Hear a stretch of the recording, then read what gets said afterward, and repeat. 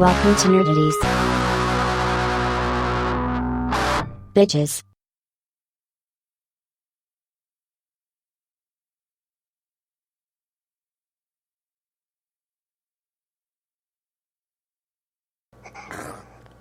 No topic is too absurd. No statement is too asinine because we are Nerdy Jersey's finest. That's right, folks. You're listening to the dulcet sounds of Nerdities. I am Mike, alongside Justin. Kyle's somewhere in the vicinity, but he's doing his own thing. We also have Ben. We're short one Joe. He's out west, whoring and rolling the dice and doing all. He's living that Vegas life right now, but he'll be here with us next week. Hope you all enjoy it. I think Beth's with him. That doesn't mean he can't be whoring. Well, if anything, she's pimping him out. Could be. She's like, "Hey, this is Vegas. Who's into pale white dudes?" Do you think she's got him in a miniskirt on the strip? Nah, she's got him in to make him feel good. She's got him in like a James Bond suit, and she's like, "Now, Joe, do your shitty English accent." I feel bad for him. He's got to work all day doing IT shit, and then at night he's got to whore himself out. Yeah. She's like, "Do you want another Disney vacation? You better start sucking dick." And he's like, "I do love the mouse." Oh. Probably. You think she cucks him out, or she's giving him the best night of his life by getting a prostitute for both of them? She doesn't cuck him out. No? That would imply her being fucked and him watching. That's an option. We already covered the he's a prostitute thing. The other angle I would go with is he's got to watch in shame as she gets plowed, or she gives him everything she wants and she's the best wife ever by getting a very clean, very expensive hooker. I think neither one of those scenarios is what's happening. She's absolutely watching and coaching the person fucking Joe. Is that your wife? She's my driver. You hearing the swishy swish? Yeah, hang on. Alright, anyway, we've debased Joe's memory. Well, not enough. You can never do that enough, but... Well, I guess Justin had to really go and get in. So, Vinny. What's up? This is where we shine. This is where we fill in time. Okay, so I found that dog, right? Oh, yeah, you have that dog moment. I have a dog moment. So it turns out the owners have a hole in their fence they refuse to fix, and there's two of them. They get it all the time. The park rangers knew them. Didn't know them by name. He coincidentally forgot that name. He knew the female's name. So I called them P.O.P. It's like you talk to them, they refuse to fix it, or that this is coming from the park rangers like these fucking pricks. Apparently they've gotten copious fines for the letting their dogs just escape and not doing anything about it. For the straight up negligence of the life that they're supposed to be protecting. Yeah. Yeah. That is so douche. But funny story, not necessarily ironic, but more coincidental. Michael found a husky today and returned it to a homeowner as well. The odds of that shit. Pretty slim. He should have kept it. Should have kept it, and we could have used it as our D&D mascot. I was kind of hoping that you guys were like, couldn't find him, couldn't find the owners. We got a new dog now. After the park, if we didn't find anything going on at the park, I was just going to take him home. Because I was driving all up and down New Hampshire, and I couldn't find anyone that knew anything about the dog. But apparently they get it all the time, and no one's ever seen the dog that I've come across. I came across these two Hasidic dudes. One was with Downs. Kind of hilarious. He's like, "Is that your dog?" I was like, "No, I found him. I'm trying to find the owner." He's like, "Lucky." I was like, yeah, I guess so. And I guess the other guy was his dad or something, but he was just like, no, yeah, we haven't seen the owner, sorry. But that was like a cute little moment. It was funny. Okay, now that I've established exactly where this was at, I have to know: were the owners also Hasidic? They can't. I don't think so. They can't have dogs. I didn't think they could have pets. They can. They I cannot- saw they can- I saw a child who was one of them, and she had it was like one of those like not a golden doodle, but like something like that, like a very like showcase foofy dog. They cannot have dogs. They can have rabbits, but they can't I'm telling have. you. They can't have cats or dogs unless they're like a Shkanzi. They're like Ashkenazi? yeah, that's it. They have like different rules than like Yeah, there's many variety yeah of Hebrew folk in the area. yeah. Yeah. 'Cause I swear it. So this chick was definitely one of them. Yeah, the special ones, because the normal Hasidics do not have pets. They just have multiple No. children. Yeah, I didn't think so. Yeah, Who they treat exactly as you would a pet, not worrying if they got outside the fence, Yeah. that's where I was going with that. allowing to run into traffic and whatnot, leaving in your car with the windows rolled all the way up. You know, classic pet stuff. But hey, that's not the kind of show we want to do most of the time. I have a Another personal trip. story. I'll tell you what though. Before you go, Justin. Before I handed that dog off to the ranger, the dog kind of gave me like a body head hug like that across my lap, like when we were standing in front of the guy. Melted my heart. I was like, don't fucking give him back. Just give him to me. I never found him. You never found him. Yeah. This never happened. We go our separate ways. Here's a fiver. Going about your business. But yeah, my heart melted. So, as you guys are aware, my main job nowadays is as a travel agent for AAA. And so I had my ex-wife reach out to me a little while ago, and she's like, hey, we're booking a trip for Disney in October of 2025. It's like, oh, okay. I'll help you. No problem. She's like, okay. She's like, in a couple weeks, we need to get together with her niece and her to go over some planning things. They had questions. Like, all right, cool. We got pushed back like quite a few times now. So on Friday night, this past Friday night, we have a Facebook call like this. And I'm answering a bunch of their questions. I'm helping them.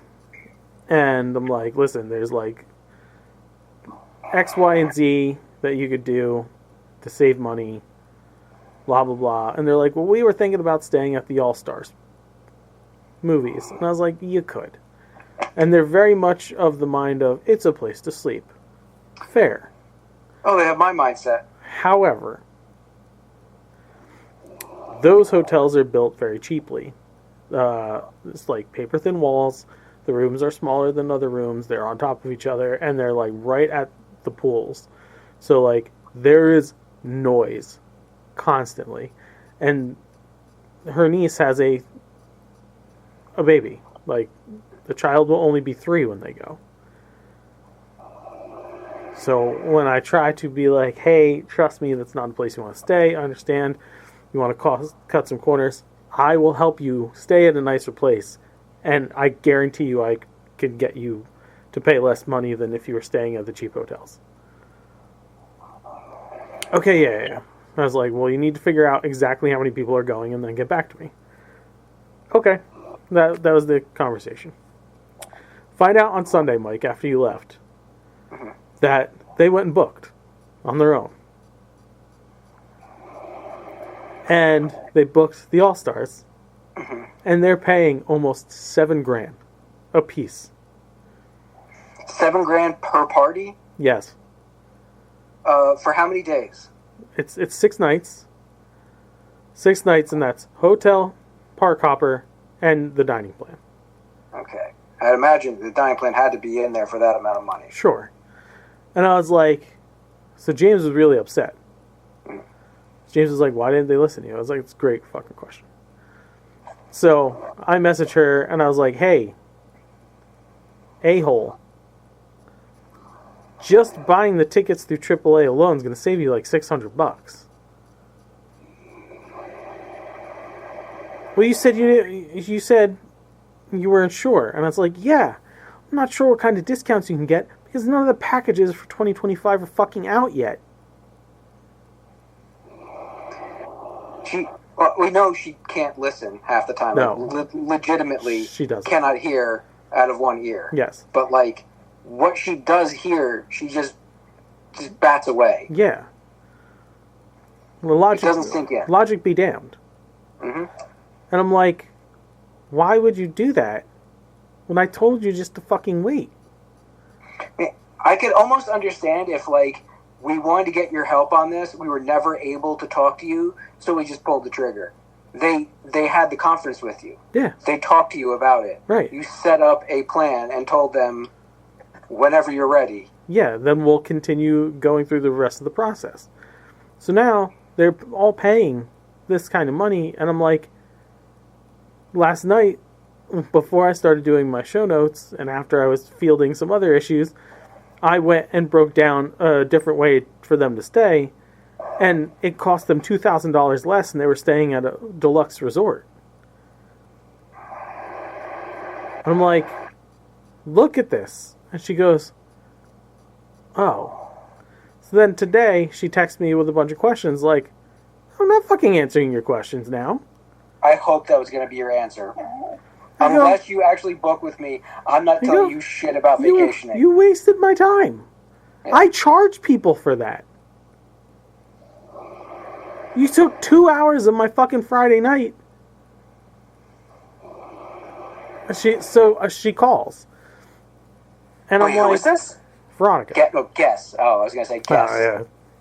So she calls and she's like, well, we didn't want to lose the room. I'm like, you're going in October of 25.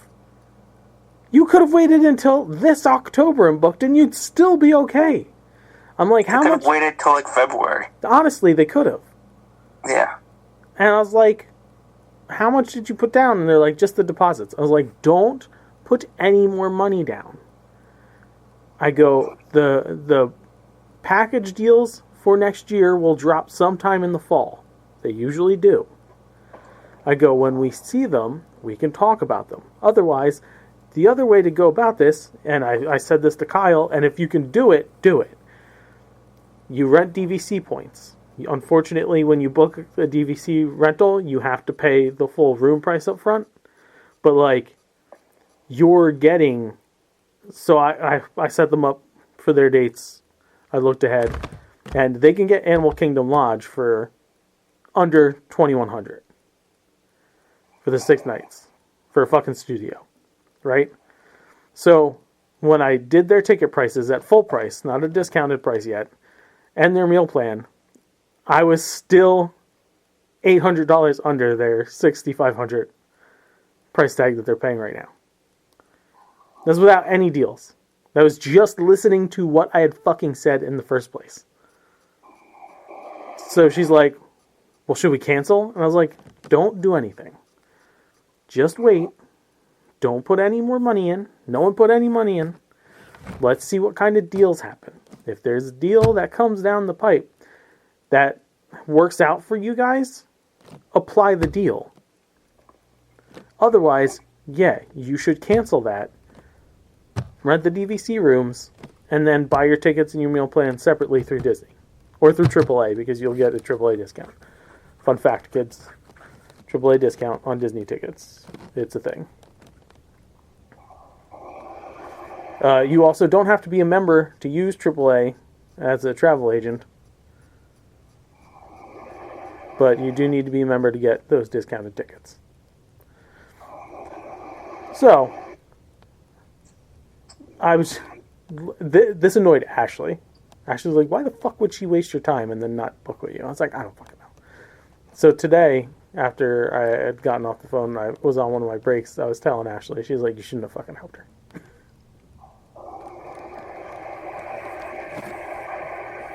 You're a nice guy. But James is going, right? James is going. Yeah, so.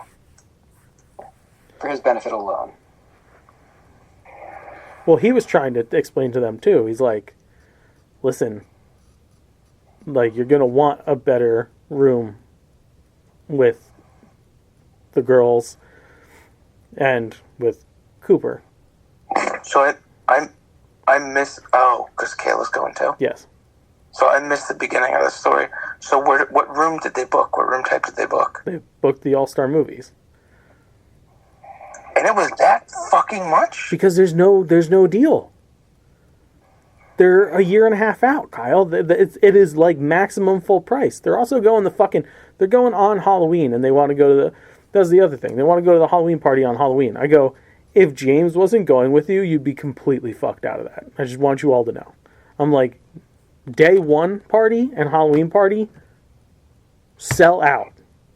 The instant the fucking tickets go on sale. Yeah. And I go, because James is an annual pass holder, James will get the pre-sale. So he'll be able to buy all their tickets for them. So weird. At pre-sale. Like, he's a child. Yeah. He's a child, but he gets perks. Hey, that's what happens. Yeah. They charge him as an adult for that fucking annual pass, so he gets all the fucking perks. Yeah. Yeah. What are they going as? I don't know. I don't care. You think they're going to have this planned in advance? I mean, the way she's moving, she's like, well, Yeah. you know, I gotta have things done and set in stone. And I was like, again, you're a year and a half out. Well, then she knows what she's going to be. I don't know. I don't know what they're doing. Then Why did you ask? because I didn't give a shit. Because, Wait, since when does she have to have things set in stone? right? So then she's like, because we have all these other things we want to do that's just going to add more money. And I was like, yeah, like what? She's like, well, the Halloween party. I was like, okay, yeah. You guys are picking a terrible time to go. Those are the most expensive tickets. I go, James gets a discount on them too. So not only is he going to guarantee that you're going to get them, but you can thank him for the $10 to $20 off per ticket that he's going to save you. I said, Should be thanking you and Ken. yeah, really. And then she's like, well, Bibbidi Bobbidi Boutique. And I was like, okay. I'm like, this still, like, doesn't mean you have to go for the All-Stars. Like, if you just listen to what I'm telling you, like, you'll be all right. You told her in advance, I will be able to save you more money. Yeah. No matter, even if it was, you want to just stay at All-Star, I can get you better prices at All-Star. Yeah. I can save you the money and book you these things in advance to make sure you get what you want But, done. like, and she's still just... yeah. And, like, I have nothing against the All-Star resorts. I don't prefer them for an abundant amount of reasons. I don't think anybody prefers them. Like, especially because they are probably some of the most frequented hotels. Because of that, the buses are always crammed. So if you want to bring 2 little girls and a 3-year-old trying to get them on those buses at night, dude, you're fucked. Like, just get an Uber at that point. Or do what I'm telling you, save money, stay at a nicer hotel, and more than likely your buses are going to be a bit more empty. Mike, I don't think we've ever had a sardine can packed bus staying at Animal Kingdom Lodge. No, the most we've had is people in most of the seats. Yes. It hasn't even been like all the seats are taken. Yeah. There's never been a moment where I felt guilty, like, oh shit, I got to get up because Right. some older person or some pregnant lady is standing. No, it's usually just, all right, we're like shoulder to shoulder, but it's not going to last long because we're going to be getting out in 10 minutes. Yeah. So, whatever. What I'm saying is, if you use a travel agent, or if you know someone who's a travel agent, you ask them questions, don't waste their fucking time. Common courtesy. I'm just going to throw this out there. I haven't talked to these people in years. But what are the because they're booking for October 2025. Yes. And it's currently June 2024. Correct. So we're looking at 16 months from now. Yes. What are the odds that she's either has another kid or is pregnant by then? Who? I'm talking about Kayla. Oh, okay. Yeah. That'll be funny. Because that's certainly far enough away for that to be a thing, and Sure. Cooper's going to be old enough where they might be considering trying again. If it happens, I don't know if it's going to be a lot of planning. By the way, my favorite thing of the whole video call was when Matt took over, and him and I just talked for 20 minutes about like just bullshit. He's like, your beard's looking great, and I was like, well, thanks, man. He's a good guy. I fucking love him. And then he's like, if they're going to do this princess barbershop thing, he goes, well, This whole princess haircutty thing. yeah, he goes, like, what can I do with James and AJ? And I was like, yeah, well, yeah, no, because I think they're taking Cooper with them to do because you can do a pirate for a boy. Oh. So it would be. So they're gonna get their. How do they think it works? How do they think what works? They think they're just gonna get 3 spots at the same time? Kyle, I'm gonna go with yeah. Yeah, that's what they think. That's what they think. Yes. They're gonna get 3 spots within 2 hours of each other. You and I both know that. Yeah. But this is not something that I was even contemplating going into talks with, because they didn't even know how many people were going with them when I talked to them Friday night. And I was like, I literally can't do anything for you until you give me a number of people. Like, we can't start the process of anything until you know exactly how many fucking rooms you're going to need. Period. And then they didn't use me booked on their own, and now they're coming back with all these questions. And it's like, questions only get answered for clients. I hear buzzing. I hear a lot of buzzing. Sorry. I hear the rustling of money. Yeah, I know that. You know that. It's not going to fucking work out for them at all. But what I told Matt was, I said, you guys like Star Wars, right? He's like, yeah. And I said to Veronica, I was like, AJ's the Star Wars dude. Like, she's like, yeah, he likes it. It's like, okay, James, take him to Oga's. And then they're like, what's Oga's? And I was like, it's a bar. And they're like, James is going to take us to a bar? And I was like, yeah, it's a family bar. It's weird to say, but yeah. I was like, and then there's this cool thing you can do on your phone where you can bounty hunt all throughout Galaxy's Edge. And they're like, oh. I was like, there you go. You're welcome. That's free advice. But yeah, so I was pretty annoyed. And now no freebies. They got this is what I was talking about number. See how much mine saved you already? And you can continue to spend your overpriced money that way, or you can stay at a cooler place, or at least stay at the same place but wait for the fucking discount. And I was like, because here's the thing, here's some Disney insider for you. Just so when those packages drop, if you already have a package that's started and you call to apply whatever new deal came through, they're less likely to give it to you when they can hook a new customer in for the lower package and keep you on yours because you already signed up for that price. Yeah, there's no incentive for them. No.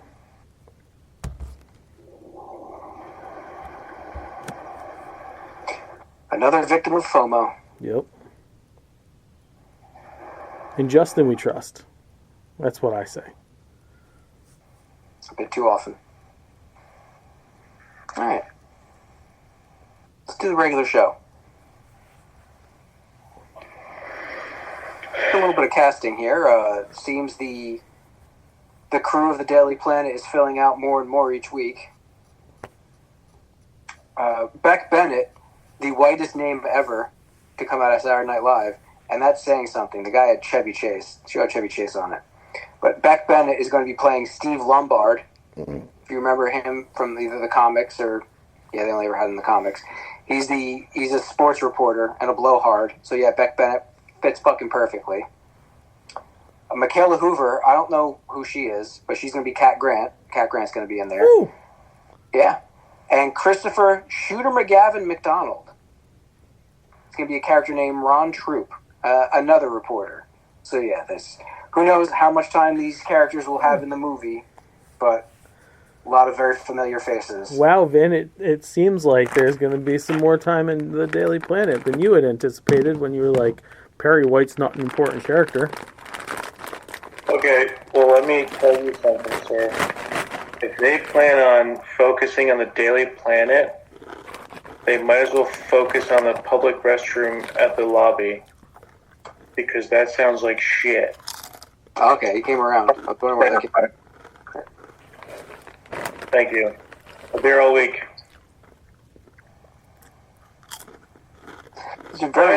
Here's the janitor. He's going to wheel the cart up the stairs, look back at Clark Kent and say, "Boy, you look strong." And we're going to write that line and then we're going to film it. We'll see if that makes the cut. These are very important characters, supporting roles.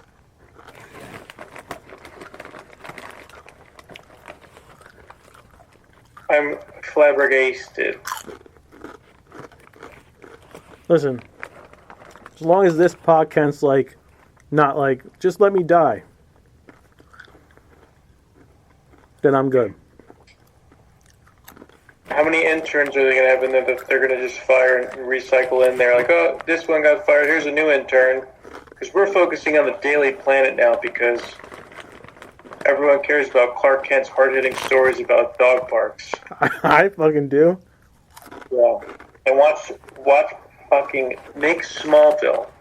Or make Metropolis. Make a fucking show about the ground level shit. As long as they don't flatten the entire building out of nowhere, like they did in the past, I think I'll be okay with it. That ground level stuff's important to Superman's character, though. Yeah. It humanizes him. Mm-hmm. Right. That's why they're not doing an origin story. But Pretty sure we know it by now. Not I for swear murder. to God, if there's a sex scene in this one too, I'm going to be furious. Lois Lane cannot harbor Clark Kent seat. Alright, what if there's not a sex scene, but he jerks off and he shoots a fucking hole through the roof? That'd be funny, so it'd be fine. Okay. But like in, what was it, Batman vs. Superman, like the tub scene, like they show them just breaking the floor and water spraying everywhere. It's like, alright. But you show him just going, fuck! Pew! Right? Fucking blows the wall out. He's just like, ooh, my pee-pee. That's funny. Then you got me. But there's no entertainment value of Amy Adams in the tub. Not showing any, not even half a nip. There's not much entertainment value in the entire movie. There wasn't barely any entertainment value in the entire Snyderverse. That's what I'm saying. They had an opportunity right there to really in a little bit with half a nip. But he goes, no, she's going to keep her integrity. She's just going to show her toes. Do you know how pissed I'd be if it was half a nip? Yeah. I think my favorite breakdown of any movie we've ever talked about. You either go full nip or no nip. Yeah. You don't go half We're nip. gonna show her toes. I agree. If you go half nip, you go all the way. But that's what I'm saying. Like, they don't even show, like, the base top. They're just like, nah. Her tits are just always under the water, just coincidentally. Not even under boob. There's not even nothing. side boob. Not No, even side she's boob. pretty much just wearing like a V-neck, a regular V-neck. A V-neck of suds. Yeah, and like I don't know. Take a shower, you fucking loser. Fuck in the shower like adults, you scumbags. Like you guys have this cast iron tub for what purpose? To hold And him. like, and it was not that big of a tub to like have both of them in there. So like, dry off, get in the bed, let me wreck you. Fuck like normal people. Come get polarized by this Kryptonian pole.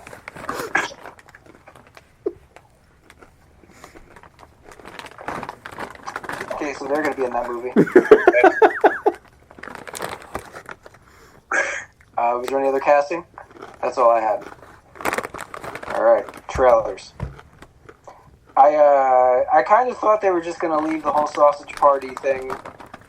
Oh, I thought that was like a one and done. I don't remember hearing anything about a continuation. Same. But, yeah. Coming to Amazon Prime, Sausage Party, Foodtopia. And I gotta give them respect. They're following up the end of the movie where all of the food comes to life and just trounces humanity. And now has to deal with repercussions. Watch it. You guys all see it? The first one? Oh yeah, that was a fucked up movie. I heard the trailer was like the best part. Is it worth a watch?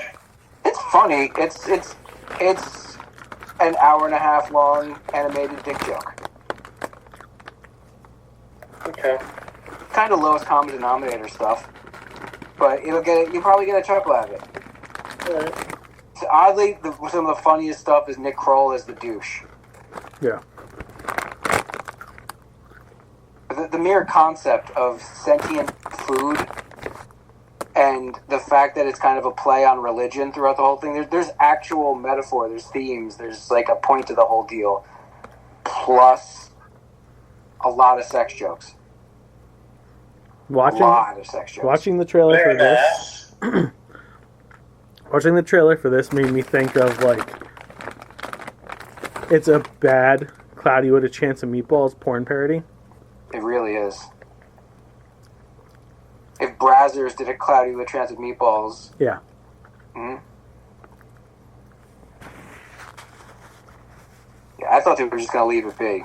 But no, it did well enough. I didn't realize it pulled in that kind of money. I don't know if it's so much that it pulled in that much money, or if Seth at this point is like a golden child with Amazon. Does kind of have carte blanche, doesn't he? It really does. If you think of all the fucking series he's put out now. Holy shit, sickles! It did pull in that kind of money. Did it Because, really? Yeah, for an animated movie, if you think about the animation quality, it wasn't like Disney, Pixar, No. Illumination level animation. It was very bare bones. It was early 2000s. It was virtually on the same level as the first Toy Story. So it only cost $19 million to make, and worldwide pulled in $140 million. Jesus. They would be stupid not to milk that cow again. Yeah. Well, this is a show. Yeah. So this is Amazon knowing they have connections with someone who's got a property that did well. They can draw eyes to them, and this whole series will probably cost them as much as like 2 episodes of The Boys. I mean, let's be honest. He was like, look, I've given you The Boys. I gave you Invincible. Throw me a bone on this one.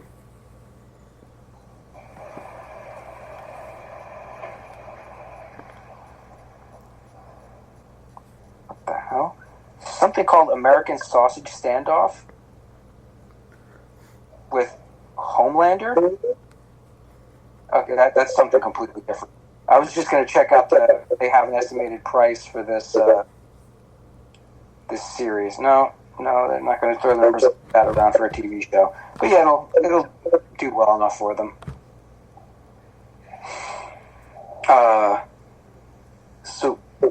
Batista is basically remaking that Dabney Coleman movie where he thought he was dying and hired a hitman to kill himself. They did this. They did an episode of Dragon Ball Z like that too. Dragon Ball Super. Just one episode, or it wasn't the entire season? No. Just an episode. Okay. He spent 3 episodes figuring out whether he wanted to do something. No, so Dragon Ball Super moves a lot better than like Dragon Ball Z did.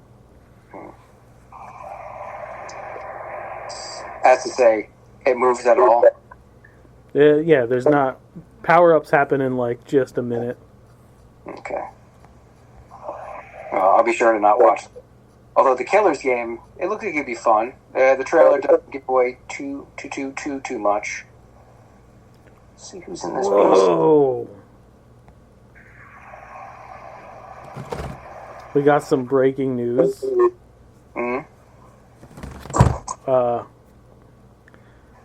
Legendary competitive eater Joey Chestnut has been banned from this year's annual Nathan's 4th of July hot dog eating contest over a sponsorship deal with plant-based Impossible Foods.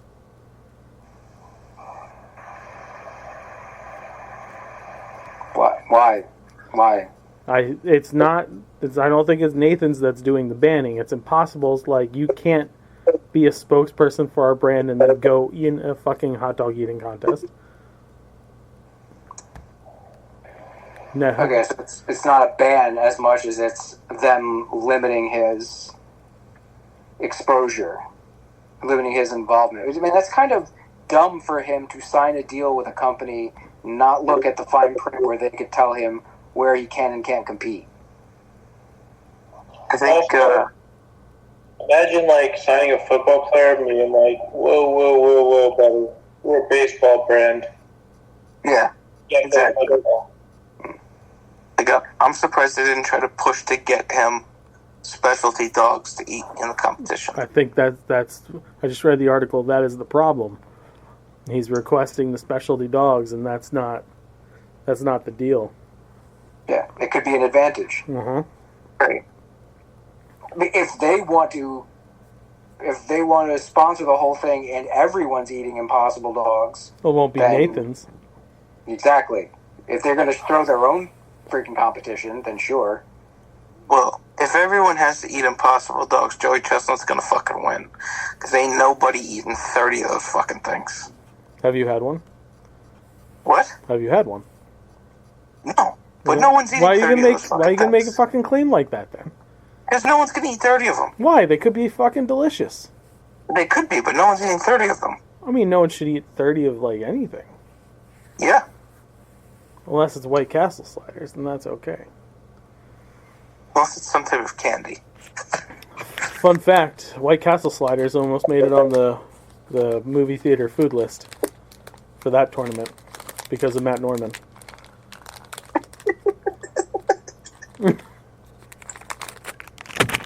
Yeah. Okay, What back to this, the Killer's Game. I Yeah. was looking at the cast on this thing. I forgot one of the most interesting parts about it is Bautista and Pom Clementif will be reunited again. Yeah. She's a facilitator for hitmen, and apparently she really doesn't like him. So when he puts out a contract on himself, she's unwilling to pull it. Yeah. Yeah. I look forward to them interacting again. And his love interest is Sophia Boutella, who you might have not watched in the Rebel Moon movies. You know what's amazing about this though? Mm. In this trailer alone, 1,000 times more emotion than in both Rebel Moon movies. What movie is this? The Killer's Game. Some fun names in this. Okay, so Sophia Boutella, fucking gorgeous. Gabe Bautista, Pom Clementif, fucking gorgeous. Scott Adkins, pretty fucking gorgeous. Ben Kingsley, classic. Yeah. Terry Crews, and Daniel Bernhardt. Daniel Bernhardt. You may not know, but he he was the guy who was John Wick's biggest competition in the first movie. The guy who actually took him out for a hot second. Oh, yeah. Yeah. Who's been in a stuntman in almost every friggin' movie. So it's pretty fitting he's here. And Drew McIntyre. Yes. WWE's Drew McIntyre as Rory McKenzie. So he's really playing against type. Oh. And the guy from John Wick 4, who is the Marquis's right-hand man. See, this might as well be a John Wick spinoff. Probably is. Looks interesting enough. I don't know if it's on. I think it's actually going to theaters. I'm pretty sure it's not streamulating.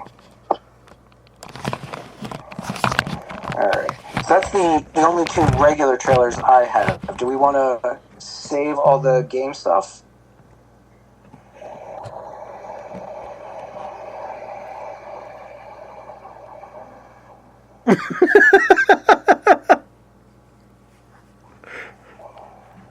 Well played. Thanks. That was humorous.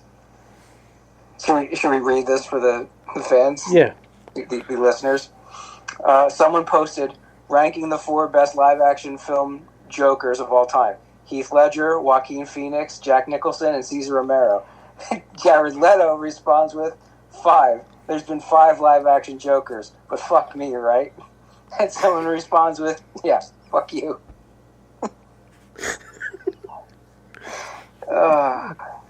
It's not good. If I can be pretentious for a second, there's actually 6. There's that guy Barry Copenhagen, or whatever the fuck his name is. Barry Keoghan. Barry Keoghan, Michael Key. There's 7, actually. Oh, Kevin Spacey. No, he's Lex Luthor. No, Right. the dude from Gotham. Then wouldn't there be like 8? Because wasn't there 2 Jokers I on don't there? count him. Well, I do not count he's him. an actor who played the character. If there is any reason why that kid needs to go to like an acting class, is that performance of the Joker. He was 1,000. Should you not? I know I could do better Joker than him. He was 1,000 times better than Joaquin Phoenix. Bro, I actually saw a clip because I forgot. It was who was the hot chick? Barbara. She was a hot chick. She became a lunatic. Jim Gordon's lady. Mm-hmm. He starts talking to her, and I thought they were like trying to be more of like a serious movie or show rather. They were not. And his Joker is George Clooney Batman bad. That show tried to be serious for about 2 episodes, Yeah. and then they realized, no, we can't. And then they went full force into, we're going to be slightly less campy than Batman 66, but we're kind of the same. Yeah. Well, as soon as Jada Pinkett started doing her Eartha Kitt impersonation, I knew there wasn't a full camp going on there, but there was a few tenths. But, like, the further that show went on, the better it fucking got. Everybody got really fucking good in that show. The Riddler was the best. And they kind of nerfed him at the end, too. Like, he was, at his peak, he was so good, and then he just kind of tapered off. I think they did everybody justice on the show. I don't think so. Jim Gordon was the one that did justice. Like, he's always going out of his way to, like, do the right thing, be the White Knight. Dude, I'm sorry, but that might have been the best version of Alfred they've done. Yeah. I didn't go all the way in on that show, but that kid as Bruce, he got really twisted. Yeah. He got dark. Yeah, well, that kid's a good actor. Yeah. His Batman, ba-ba-boom. I don't know if you guys saw that bat suit, but holy shit, I have pajamas that look more like a bat suit than that. I think Bale said it best. He's not wearing hockey pads, but they're very close. What the fuck are we talking about? What do we got in Gotham? No, we were done. We were talking about the Killers game trailer, and then that was it. Yeah. Right. So that was just reviews then. Yes, Into reviews. reviews. Do a couple quick ones for this month's PS Plus included games. I got a little bit of hands-on with AEW Fight Forever, finally. I'm mad we didn't have enough time this weekend for me to get my hands on that. Yeah. I want to play one-on-one against someone, because playing against the computer, even on normal, it's quite aggressive. It doesn't let you pull off. I only managed out of 3 fights to win once, and I pretty much spammed it. I didn't really do anything interesting. Just did the same handful of moves over and over again and went for a quick count. It's pretty fun. It's obviously not quite as polished as what WWE's got going on, but it is a strong start. It's really easy to pick up. The tutorial in exhibition mode shows you the very basic setup, and it's very easy to remember. By the end of the third match, I knew exactly what the layout was, almost instinctively. They give you a okay-ish tutorial with William Regal as the voice, but voice acting is really my biggest problem with the whole thing. They didn't record any kind of announcers. Just like a quick, oh, this is going to be a great match, and when you're done, oh, that was a great match. Not like Justin and I were talking about it over the weekend. Not that that's the worst thing, because one of the most annoying parts about WWE games is where they won't shut the fuck up. It's just constant repetition with the things they're saying. So yeah, maybe that's for the best. It's a pretty strong lineup, and the creative they have a create a character thing where as you go through the story modes, you gain cash to unlock create a character stuff. So there's some incentive there. I wouldn't have dropped money on this, but I'm happy it was one of the monthly games. And Streets of Rage 4, though, out of the two of them, really tickled my my love for the Turtles, Simpsons, X-Men, Double Dragon beat-em-up feeling, because it's those kind of games, except smoother. The animation style is beautiful in this thing. It looks like a Battle Chaser style, almost like a Joe Madureira type of thing. And it's smooth. It's kind of, the fight style's a little detailed. You get grabs and stuff and special moves, and directionality is really good. You can fight multiple people at once pretty smoothly. But the levels aren't that big. You can get through each one in about 2 to 3 minutes. Maybe 5 if you're taking your time searching for stuff. And each one has a different thing going on. The first one's kind of straightforward. Second level, they start to add more obstacles. And by the third, I think, there's like little pitfalls that you could fall into or throw characters into. A really great variety of enemy types, too. Shielded guys, big old cops. One of the weird things, too, is everybody isn't coming directly for you. There's criminals and there's cops, and sometimes they're fighting each other, but everybody wants to fight you. So it's very different. Very happy. I think that's one of the few I'll get into over time. Just like chip away at it. Did anybody else check out the Jim Henson documentary yet? Not yet. Make sure your emotional center is centered. Oh, great. Yeah. Not the saddest documentary ever, but there's going to be stuff in there that really hits you. Like all of us. They spend a bit of time on It's Not Easy Being Green and Rainbow Connection, and as soon as those kick in, it always gets me. But they focus a lot on his relationship with his wife, not very much on his parents, but a bit of time with the kids, because they have some interviews with the kids, some interviews with some of the people he worked with. Frank Oz is an important part of it. A lot of really great archival footage, too. And I didn't know, him and Frank Oz, they were on the Orson Welles show. Huh. They have bits of that interview. It's so interesting watching Orson Welles take them so incredibly seriously. I forgot he was in the Muppet movie. So yeah, he must have had some level of respect for him. Definitely check it out. It was only like an hour and a half, I think. Maybe 2 hours. But it's 2 hours that's worth your time.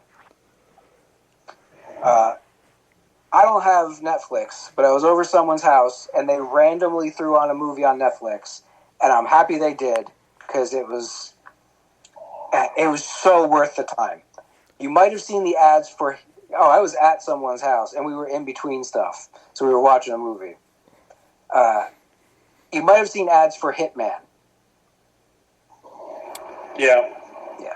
I just, last night we were scrolling through Netflix, and this came up, and I was like, oh, Mike said he watched this. It is... every once in a while, Hollywood tries to push someone on us. Glenn Powell's. Yeah. They try to Jai Courtney us. Like, this guy's the next big thing. Trust me, you're going to love him. No, sorry, Captain Boomerang. I don't give a shit about what you're doing. I felt that way about Glenn Powell until I saw this movie. He was so on point in this thing, playing a character, a guy who has to play different characters in what he does. He gets so into being an undercover, not even a cop, just an undercover stand-in, that he decides to play each one of these stings as his own. Like, he decides to create a backstory for all of them. And then shit goes really sideways when he gets a little too close to one of the people that he's supposed to help arrest. And I guarantee you, you will not see this ending coming until the ending starts to set itself up. And you'll be like, holy shit, that's what's happening here? That's the decision they're going to make? All right, man. But as he's playing these characters, he doesn't do them over the top. He really does a great job of portraying these, what could be caricatures. He creates them, and very naturalistically, too. I'm surprised. I actually want to see him in more. This movie was so good, I'd consider watching that fucking Anyone But You movie that I keep turning the commercial off of. I want to watch it. You would. I like Sydney Sweeney. I like her breasts. Yeah. She's pretty cool. Yeah, she is. It sounds like is it like The Saint with Val Kilmer, where he's a bunch of different dudes? I didn't think of that at first, but it's not a bad comparison. Although he's a very different guy. He's obviously not some kind of crazy thief or something. He's not a man of mystery. He's actually a complete schlub in the beginning.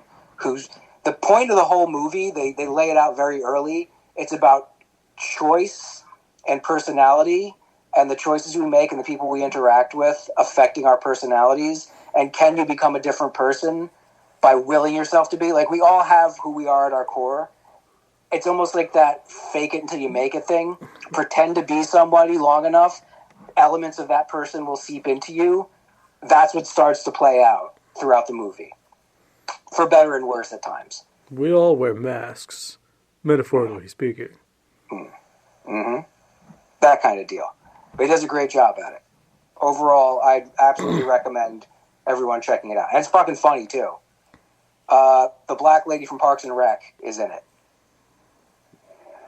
And not just for like 5 minutes. She's in it throughout. She has funny moments, and she has very important plot moments in it, too. Everyone in it does a great job, I feel. And there's a structure to it as he's doing these sting operations that you should start... The both of us watching it, we were belly laughing at times the way these stings would end. So, yeah. Totally worth the time. Now, there's something most of us have seen at least the first episode of. I don't know, Kyle, if you've had the opportunity to watch any part of Star Wars Acolyte yet. Do you want to get into this, or let us finish our other independents? Okay. I'll tee that up, and we'll save it for the back end. Yeah, I haven't seen it. Okay. Vin, you said you watched a movie. I saw -1. Gojira? Gojira -1. I'll say this. In comparison to the Godzilla vs. Kong bullshit, that was actually a movie. See? It had a beginning, middle, and end. People spoke, and it went somewhere, and it had a little backstory. It was good. I thought it was kind of like crazy. Like you don't really think about like kamikazes that came home, and they were like they're like mean. People are mean to them. Yeah. Like, you're a fucking piece of shit. Yeah. Oh, you're home, huh? Weird. My son's not. Yeah. So honor is a huge part of the movie. Yo, for real though. Yeah. And the fucking guilt that eats at And them. Godzilla's like fucking Vegeta, pretty much. It's not like a fucking just like a heat ray. It's like a Yeah, like it actually the nuclear breath is actual nuclear breath. Like it creates a fucking mushroom cloud like it would if the energy he's producing is supposed to be nuclear energy. yeah. And it is a little bit cooler that like it's almost like a I don't know. It's almost like an anime character where like he kind of locks in his back plates start locking up, and then he charges up. I found it strange that the one doctor was like, It's a cool "Oh, sequence. he's got to recharge it. He just can't do it twice." How the fuck do you know, dude? He just has to do his whole thing again. I mean, they even admitted that they like, we're guessing here. Yeah, It's that's classic monster movie, classic sci-fi speculation. You got to do some exposition just to fill some time. Maybe this is what's happening. Yeah. I'll tell you what. If they with this storyline, they do a Godzilla vs Kong, it'll be a way better rendition. I don't even want them to do a Godzilla vs. Kong. I'm happy with them just not doing another movie after this one. End it here. Yeah. Yeah. It is fucking great. Yeah. Don't sell it. Yeah, it was good. I mean, Godzilla movies be damned. This was a good Godzilla movie. You hear that, Mike? Do you hear that? I'm shocked and a little bit appalled. I heard that subbed is better than dubbed because the dubbed ruins the emotion behind like them actually acting. Because Sure. I'll admit it is a little like, it just doesn't line up and like it doesn't. You can just see it's not the same when they're sad. They're like Yeah. no. Neither one's optimal for me because I'd rather be watching a person's face while they're emoting. But yeah, if they're doing a horrible dub, The dub's it ruins not. The dub isn't horrible. It's not, but it's just I get it. I don't like to read though. I don't mind the reading part, but I don't like going back and forth. Like, all right, here's my, okay, that's where your emotion you're in now. Oh, wait, but no, that you're now going back and forth really quick, and you're really emoting. But I got to spend all this fucking time reading. Yeah, that's what I mean. Like, it's a whole nother thing. Yeah. I'm really Good shocked. job. Good job. I'm glad that I came up with that deal that I followed through with. I told you I'm gonna watch it. Mike and I'm not saying anything. I'm not saying I'm mad. I'm not mad. No, You're disappointed? I'm gonna hold up on my end, but Mike can vouch for me. Did I get to watch fucking anything this weekend? No, we didn't even have our usual sit around for an hour trying to find Yeah, something to watch. like I'm so fucking busy. It's not. I said I'm not mad. No, I will watch it. I'm gonna have to do. I'm gonna have to do with that movie what I did with -1 and watch it throughout my day at work on my break. Oh, you can break it down. Yeah, It's an easy breakdown movie because there's just different storylines. it took me 2 days through work on breaks to get through -1. So I'll do the same thing with that movie. I watched two short things. I stumbled upon the show on Max. I guess it's an anime, but it's not. It's made from the U.S. But it's called Ninja Kamui, and holy fuck, is it incredible! That absolutely sounds like it's Japanese. I don't know. Yeah, the character in the story is from Japan. He's from a ninja clan, but the story takes place in the U.S.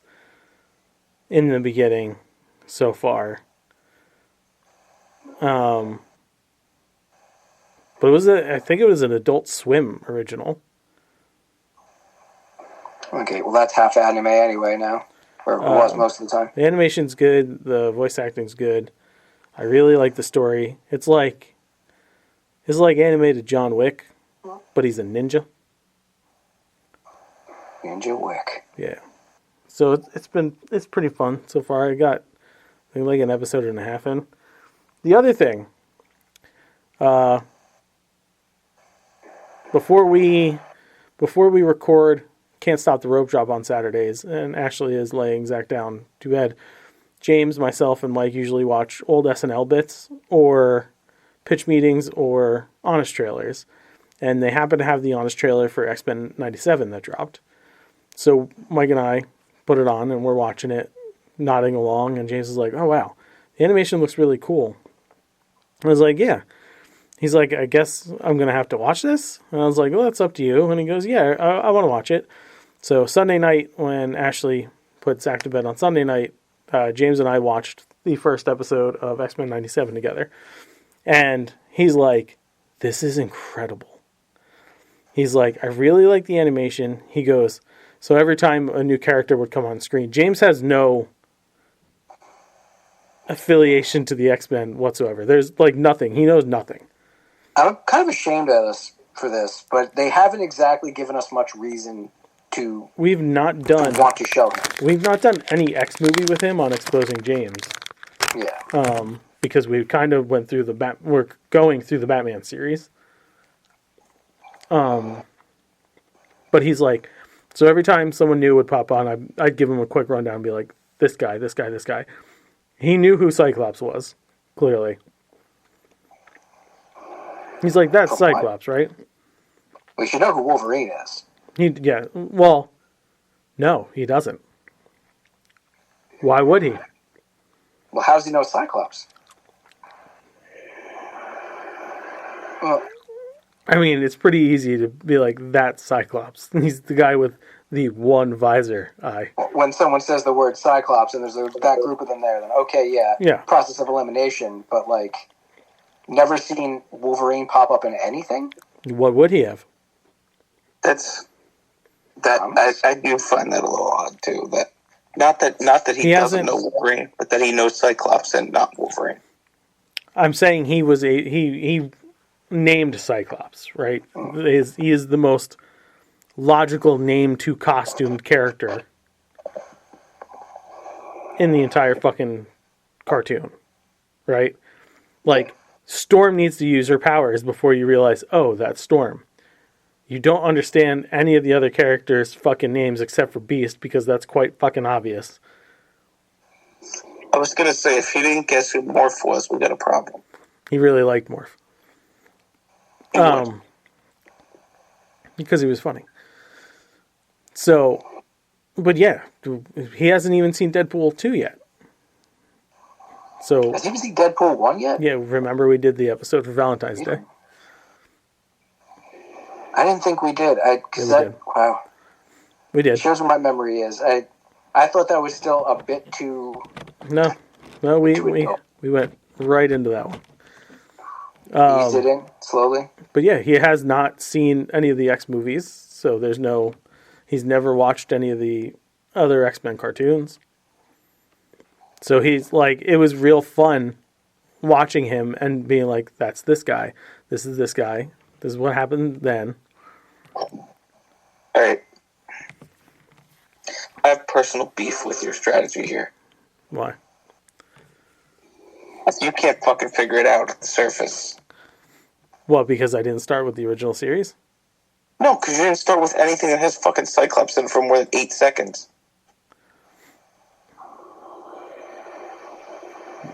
What? Like, he's gonna go through this whole season. I mean, not Cyclops, Colossus. Yeah. You're not gonna. You didn't start with the like, series. Like, Cyclops Colossus has a scene, like a 2-move segment. But it's Morph. He knows who. He doesn't even have a moment. He knows who Colossus is, though. He's watched Deadpool.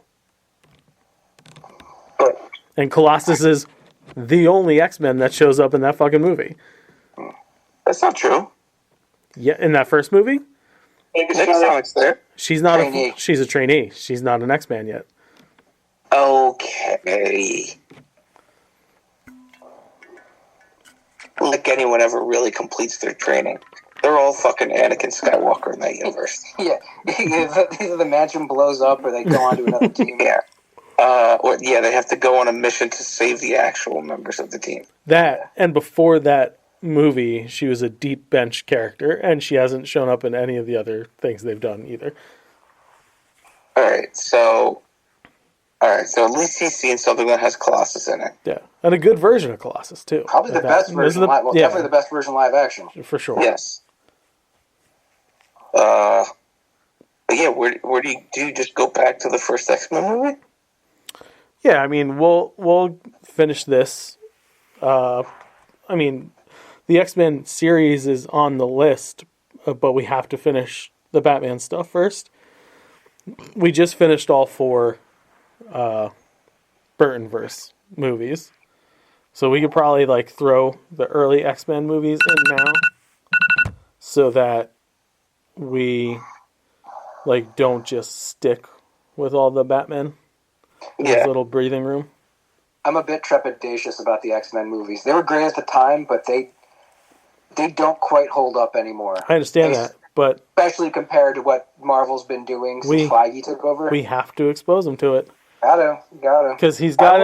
It's just like Batman, right? You got to get through the Burtonverse to really appreciate the Nolanverse. It's going to be you have to get through those first 3 X-Men films to get to First Class and be like, okay, this is good. And then you see that the ship steers off into the fucking iceberg the later that series goes.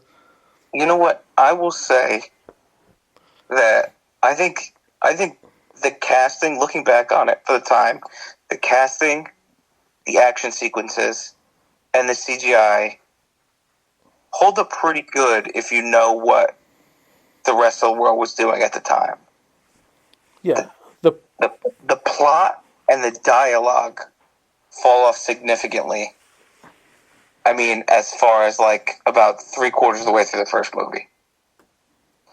Yeah. Plus, there's like, there's been no better opening sequence to a fucking superhero movie. The second one? Yeah. Yeah. They have the Star Trek syndrome, where the first one was like, all right, you set the table. The second one was like, all right, good. You're improving. You're improving a lot. The second one's good. What happened to the director? Oh, okay. Oh, Dark Phoenix. Ooh, swing and a miss.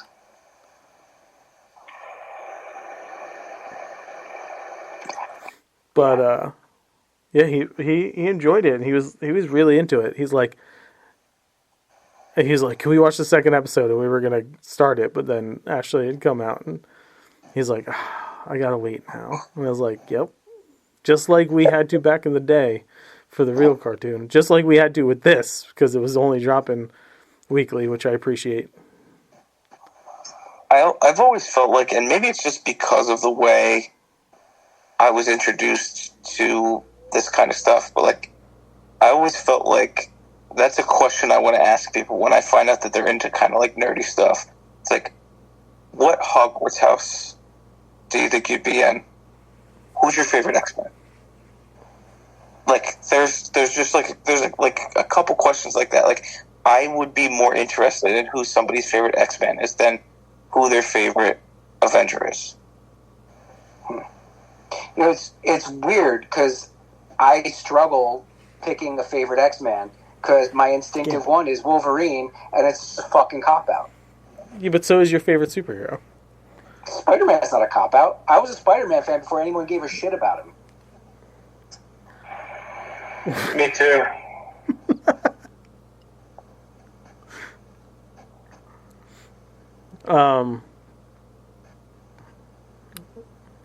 Yeah, I mean, yeah, I guess X-Men's harder to pick, right? And I think because of the dynamic of the team and I think as a kid, the flaws of the X-Men are more noticeable than the flaws of the Avengers. Because they're, at least to me, they were. They were put front and center. Yeah. Whereas the Avengers, some of them had individual flaws, but as a group, they were almost untouchable. Yeah. And it wasn't until Disassembled that you started to realize, oh, they got a lot of problems. Yeah, there weren't exactly the Justice League, which was like the ivory tower of superhero teams. Yeah. But like they were on a pedestal. The problem with the Justice League, though, is like eventually everybody was on the fucking Justice League. Yeah. You could also eventually say that about the Avengers. Like, there are times when there's now, always yes, the X-Men, absolutely. There's way too many fucking Avengers members. but the team is always rotating. But there are some stories that demand where it's like, all right, everybody's an Avenger. Like, there's sometimes it just becomes Endgame. We're like, all right, you're a good guy, you're on our side, you're an Avenger now. You're Guardians of the Galaxy? No, shut the fuck up, you're an Avenger now. Yeah. Avengers West Side. Well, West Coast Avengers, that's... Great Lakes Avengers? Great Lakes Avengers is my favorite Avengers. Yeah, Flatman. Flatman's my favorite Avenger ever. Squirrel Girl's on that team. No, but like I want to know. I guess almost at like every checkpoint, like when he finishes 97, when he finishes the original series, when he finishes the original trilogy, after he gets through the First Class movies, like. I want to know like who his favorite character is at every benchmark along the way. Right now, I can tell you it's Morph because he likes the idea of being able to turn into whoever you want with their ability. I can see Such a that. John thing to do. I thought the same thing. Yep. The more I think about it, it might be Cyclops. Your favorite? Yeah. Yeah, I'm glad you got there because that was my instinct for you in the first place. But not always. He wasn't always. Okay. It wasn't until the Utopia phase where they really started to have him be a leader. If there was, we've done the Who's Who before, right? Mm-hmm. Cyclops is not one of my favorite, but if there was an X-Men who best represented each one of us, I'm pretty sure I'm Scott Summers. In a lot of ways, yes. As much as I'd rather be Gambit. Steven, there's this whole part of Scott where he kind of just threw his fucking hands up in the air and was like, you know what? Fuck it. You wanted this, now you're fucking getting it. He's got the whole cycle of he always wants to do the right thing. He always wants to help everybody. He puts the effort in. He's got the plan. And then everyone fucks up and he's like, I'm done. I'm just going to go with Jean and we're going to raise our son. And then 6 months later, well, the dream is still alive. And we got Krakoa now and blah, blah, blah. And we're X Factor. Now we're X Factor. And everything fell the fuck apart. I'm done. 6 months later. So yeah, it's very Justin. Yeah, it's very Justin. Okay. Kyle, as much as he wants to be Colossus, is maybe the closest to Beast in real life. Yeah. I don't know about that. Dr. McCoy, Yeah. Yeah. you say 3-syllable words a lot, so... It's not even just that. So, Hank has the ability to, like, think he's doing really good. And, like... This is why I have an issue with it. I knew you were going. And, like, please everyone. But in the long run, he's just, like... What he's gonna do is just gonna cause fucking problems anyway. It's like best intentioned, Yeah, but poorly applied. sure. It's kind of weird because that's a very Charles Xavier trait, also. They're very similar. They're very similar. But, like, Charles is almost a bit conniving in the way he does it, though. Beast has become that way. Well, yeah. But there's just, like... Beast is like, but I know this is better for you, whether you want to fucking hear it or not.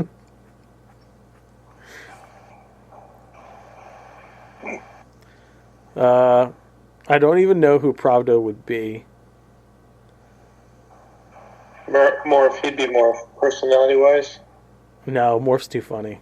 Yeah, Morph's flamboyant now. Yeah. He'd actually be Glob Herman. Yeah, okay. Wait. Under the description that you said I was Beast, how the fuck is that not Joe? Morph? There's a good amount of Joe. There, yes and no. Yes and yes. I think Mike hits the nail on the head though with Glob. It's very self-effacing. Yeah. Yeah. Very sad sack. Like more important than he realizes. He's got more potential than he realizes, and occasionally rises to it. Yeah. But most of the time doesn't have the personality that you'd want him to. So are we gonna get right to the real meat of the situation if Justin's saying he's Cyclops? What? Well, I mean, I'm not. there's only two people you haven't thrown out a who's who for yet, and I know. I'm thinking. yeah, I don't. I'm thinking of where this is gonna end up as a conversation, and I'm here for it Why? because Vinny's the hard one for me to place. is he? I think he is. I think it's going to stroke his ego too much, but I lean toward Gambit. Oof. Because he's aloof, he tries to be aloof, but he actually cares quite a bit. Yeah. Yeah. I'll agree to that. Yeah. Yeah, it's a pretty cool show. And then Mike is my wild card though, because it's like he's not loner enough to be Logan. I'm pretty fucking loner. Yeah, but like not the way he is. I'm very angry. I'm very hairy. So then it's like, who personality-wise could you be?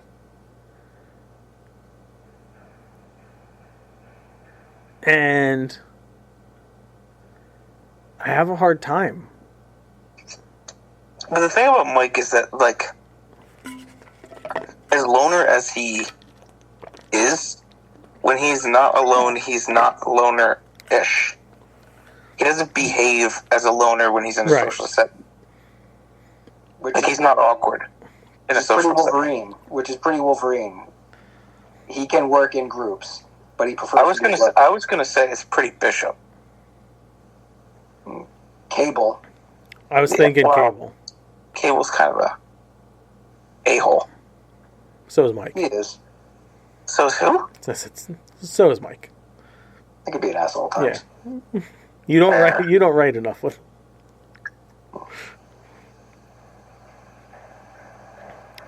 Yeah, I'd say Cable is one of my thoughts. And then I was thinking Morph might fit you, Mike. There are elements. Especially the voice from the 90s cartoon fits you perfectly. I could be a bit of a chameleon at times. Right. But like also like that very like self-deprecating. Yeah. Yeah. Mentally distraught. Yeah. Absolute mess of a human. So hey, okay, so yeah. James likes X-Men. James likes X-Men now. I'll be giving you updates as we go along.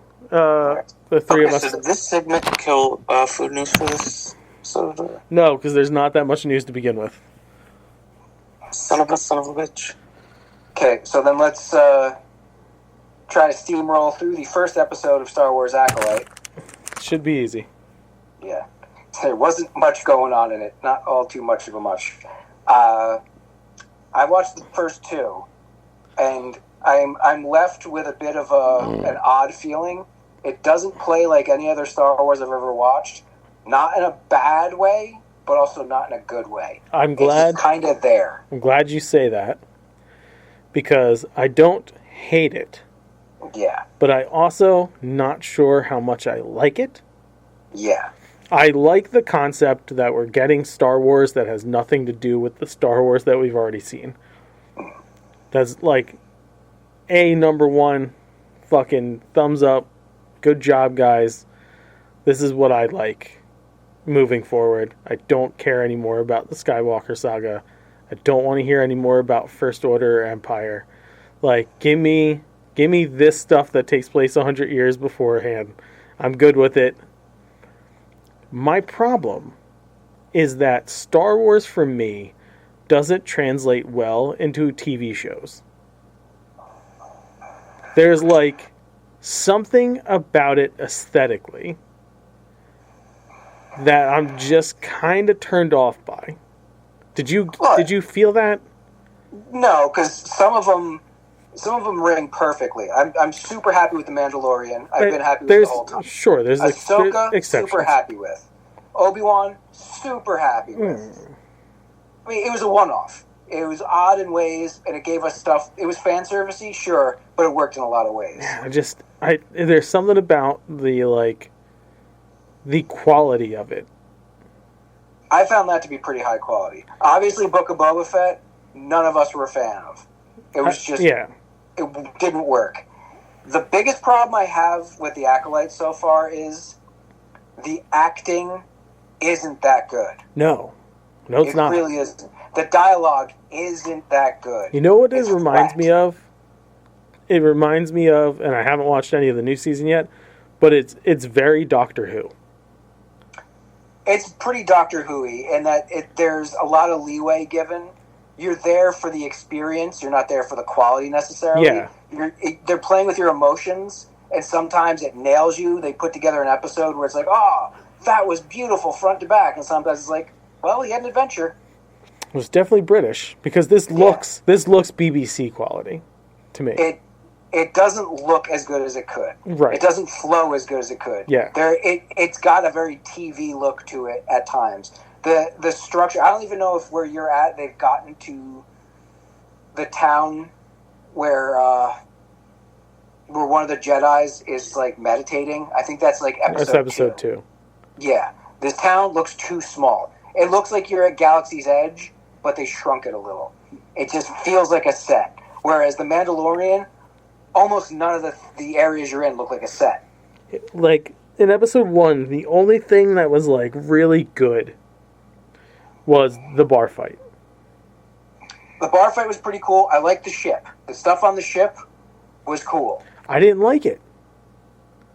It wasn't great, but it flowed nicely. It felt too TV. And some of those character designs were dog shit. Yeah, they weren't that great throughout. Yeah.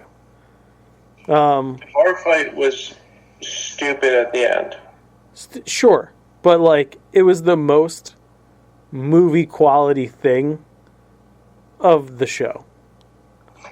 Yeah. The thing I don't like, and there'll be another fight in the second one, it doesn't feel like a Star Wars fight. It feels like a Hong Kong action movie fight. I think that's what we've grown accustomed to now, though. Because as much nostalgia that we have about the old stuff, those fights were fucking terrible. Well, they weren't high quality. They weren't about the fight itself. They were about the emotion behind the fight. So it could be the Obi-Wan Darth Vader fight was horrendous. There was no emotion to it, but it was about the moment between someone you had no idea it was Anakin. You knew, oh, this is a former apprentice. The dialogue is important. The fight between Luke and Vader on Cloud City wasn't great. No, but it was about this guy who killed his mentor. Yeah, but even Jedi, even moving forward past that into the prequel trilogy, like those fights weren't great either. No, they're great fights, but they don't have the emotion.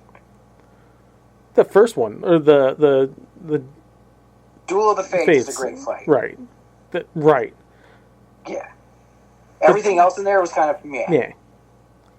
The fight with Count Dooku at the end of Clones, great fight. Right. Everything else in there, yeah. I don't mind that the fights we've gotten with the TV stuff has gotten very kung fu actiony, because why wouldn't it?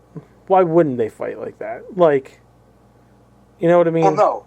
All the other fights, I feel, have been more Star Wars. All the stuff on Ahsoka felt like a Star Wars fight. The Obi-Wan Vader fight felt like Star Wars. This straight up felt like something out of a fucking John Woo movie. Probably because nobody pulls a saber. It's like, it's kicks and blocks. And not being there when a kick is thrown, or dodging a punch. And, I liked that's it. kind of a Jedi fight. Well, like, yeah, but I liked it. I appreciate that. It's showing a side of a Jedi that we don't normally get to see, because all we see is, oh, here comes the fucking lightsabers. This was, they don't have to go right to the fucking lightsaber. Like, they're that attuned and that good of a fucking fighter that they can just do the, I know kung fu.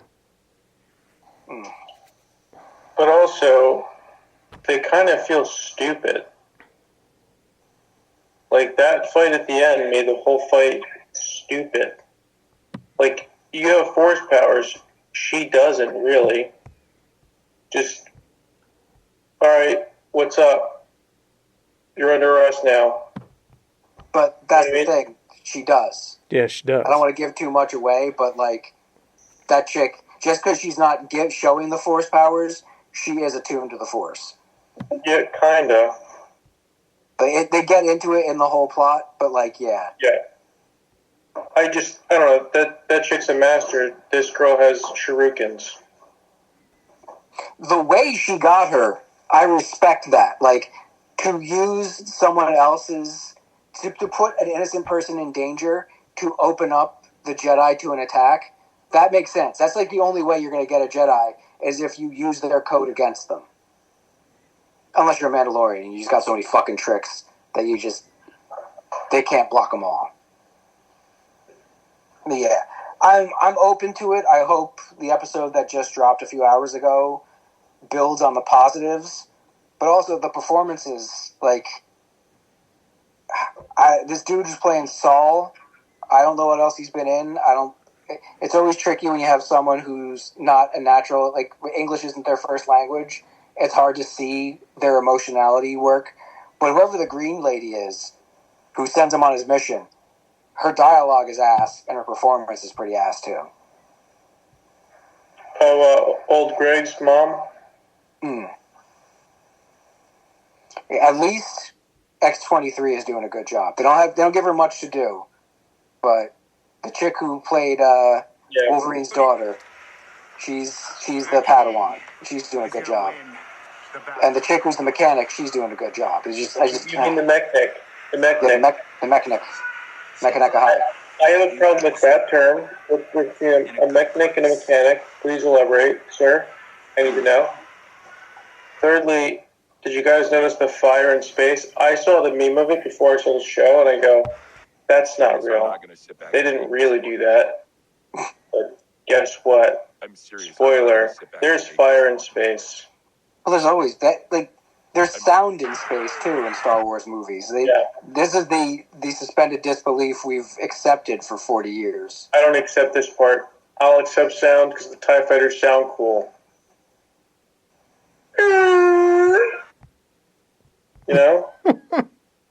Fire is just fire. You're not making it any cooler. Fire bad. Or fire good. Fire is bad. You're in deep, cold space. Let's not get into it. I won't bring it up again. Okay. So yeah, we'll see where this thing goes. So far, we're on shaky ground with it. I'm surprised we all feel the same way. Yeah, there's not much to love yet. Well, hey, we're gonna get a Wookiee Jedi, so maybe But again, he'll rock. Don't hate it.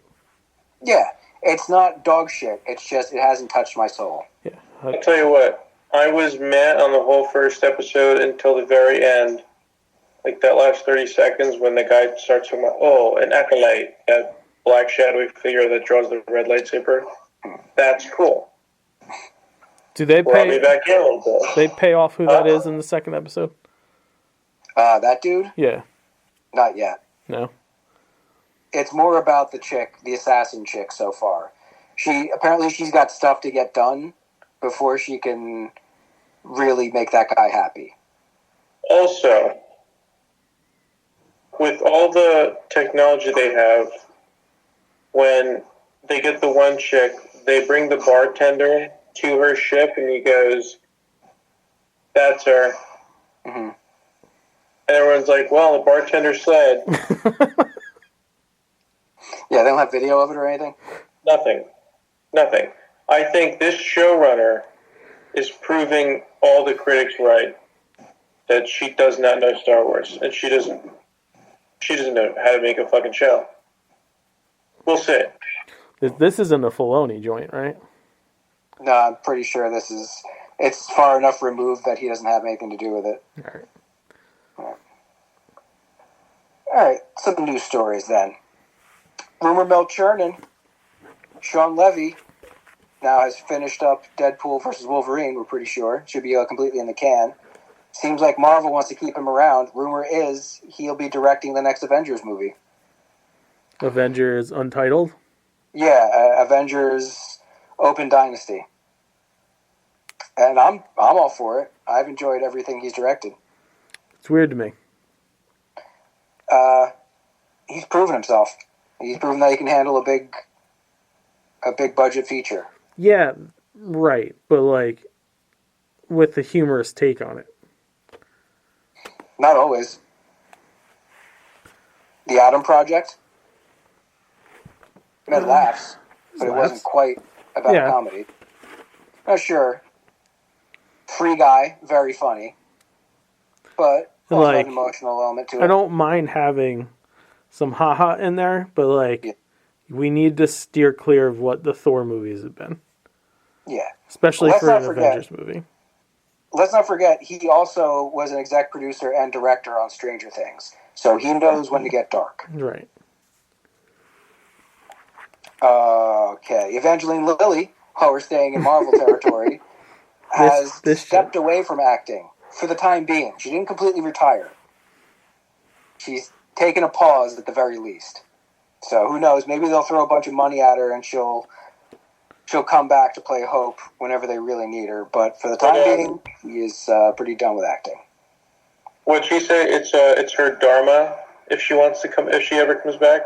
Yeah, she threw out a lot of very transcendental terms there. She's trying to find. I mean, she was on Lost. She's been Marvel movied. She's been in a ton of stuff. I think she's got the cash. And she's got the cash for sure. Like, fuck it. I said she's got the cash for sure. That's not even a fucking question. Yeah. She probably just doesn't want to deal with the stress. I can understand that, man.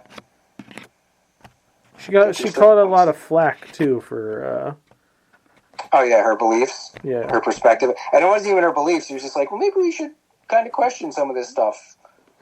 I don't know. And then people fucking shit all over her. Yeah. So I can understand, I don't need this. I don't need to deal with you people anymore. Fuck this. Give me something really good, I'll come back and act. But until then, I guarantee you she still lives in Hawaii. Because all the people on Lost, they bought houses down there. It's just like, why should I leave this paradise to deal with you assholes? Yeah. Fuck you, Howleys.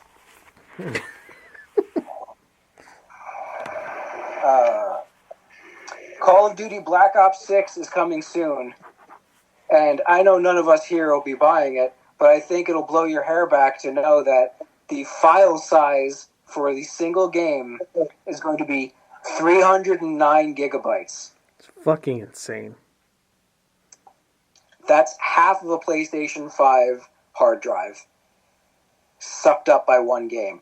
And that's without a day one update. That's without monthly updates. This thing is going to be at least 400 gigs by the time they decommission it. It's excessive. It's fucking. That's another reason, one of the many reasons I'm done with that series. My only other piece of news right now is The Boys Season 5 will be the final season of The Boys. Yep. And smart. Good. Don't ever say you're welcome. Have a plan, stick to it, get in, get out. Kripke was very funny. He's like, I've had 5 season plans for all my shows.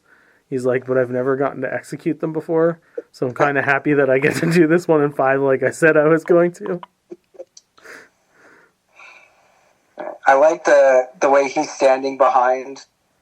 Like, people are like, it's getting woke, or it's becoming woke. It's been, dude, how do you not fucking understand the point we were trying to say about this show?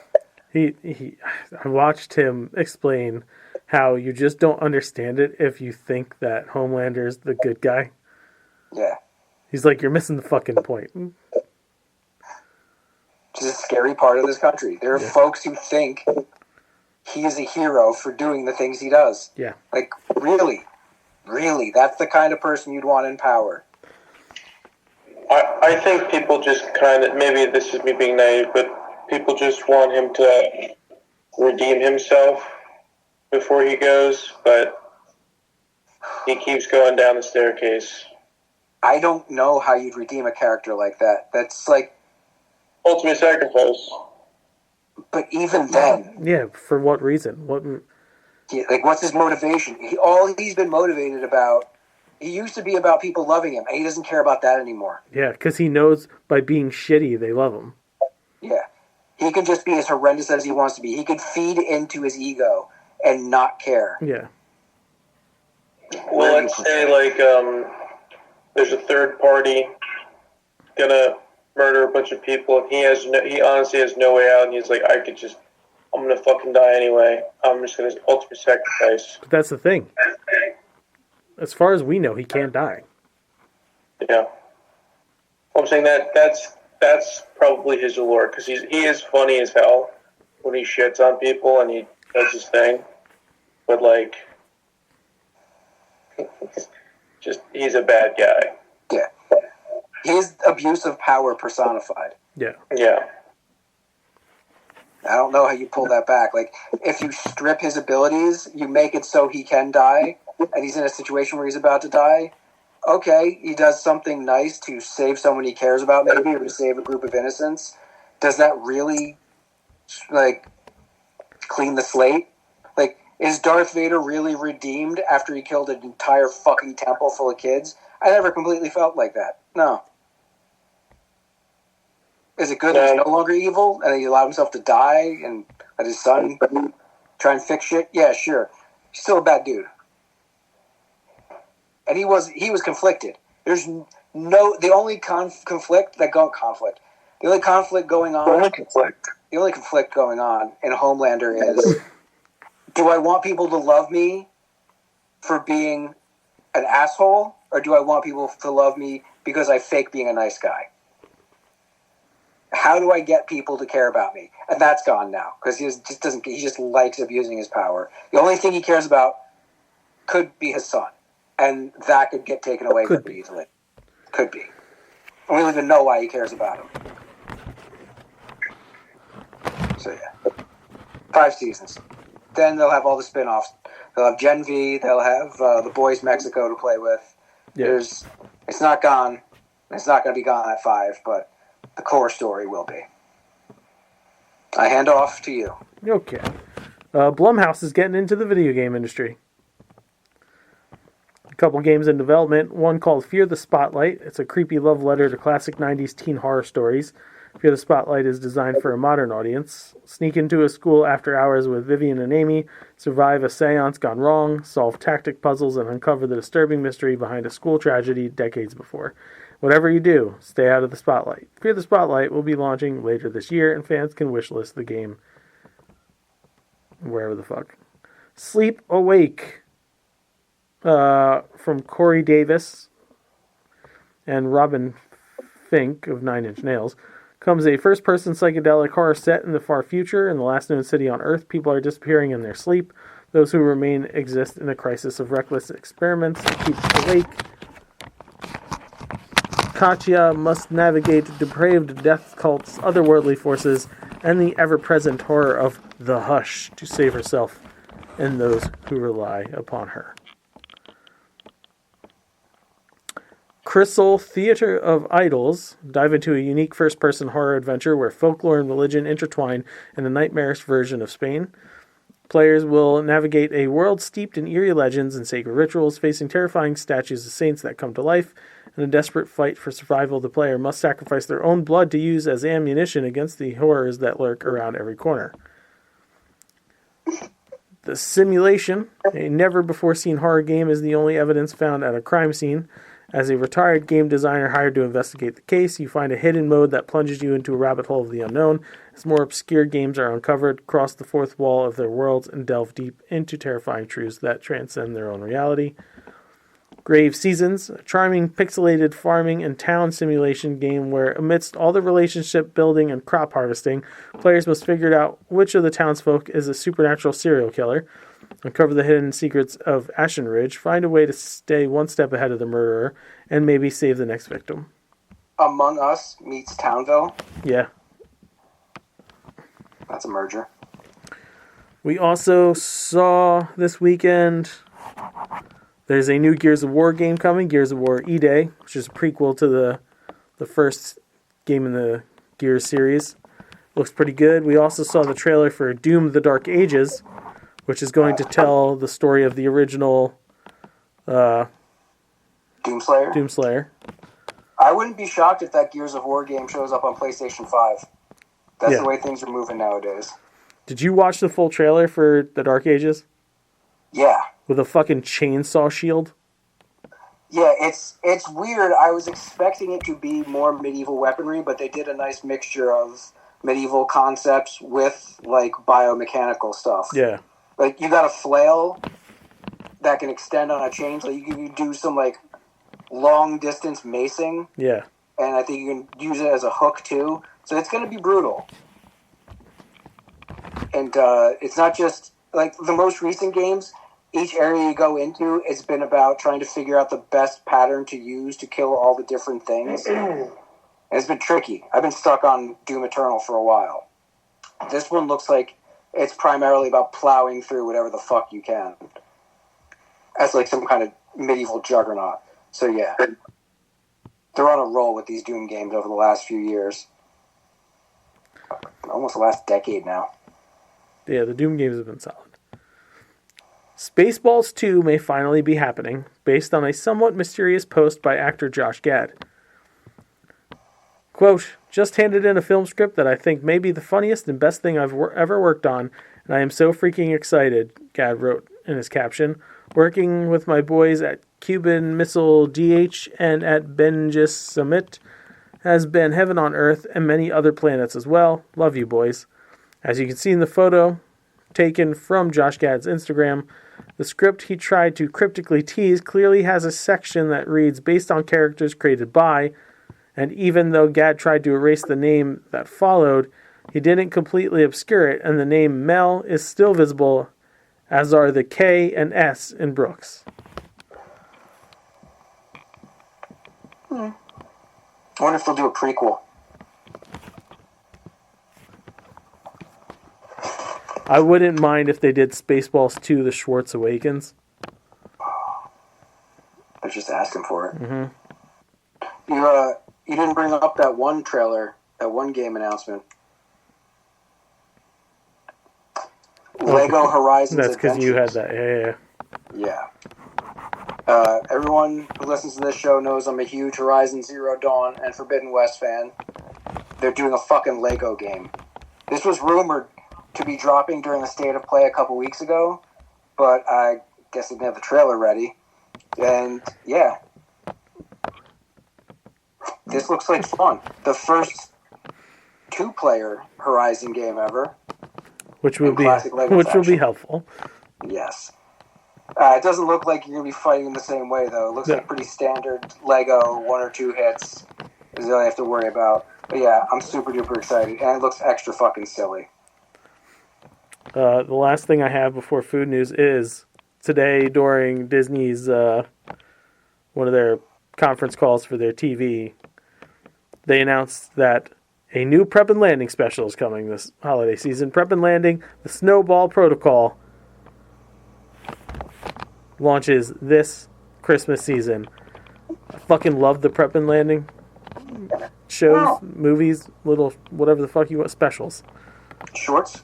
They're not really shorts. The first two were like full half-hour Christmas specials, if you will. Okay. I think that would fall into that, yeah. Yeah. I'm really... So is my wife and James, because I took a screenshot and sent it to him. The same one I put in the group. And he's like, yes! Yeah, they're pretty fun. They are fun. And now, it's time for everybody's favorite food news. Oh no, we lost Kyle. There's not a lot. Literally. We literally lost Kyle. What a twat. Anyways, we got some new Halloween candy flavors announced. Hershey's, Reese's Werewolf Tracks, milk chocolate with vanilla flavored cream, and the peanut butter. So chocolate, it's vanilla, not going peanut to be butter. Reese's without peanut butter. And Kit Kat Ghost Toast. So it's cinnamon toast flavored Kit Kats. And I'm intrigued. I'm intrigued by this.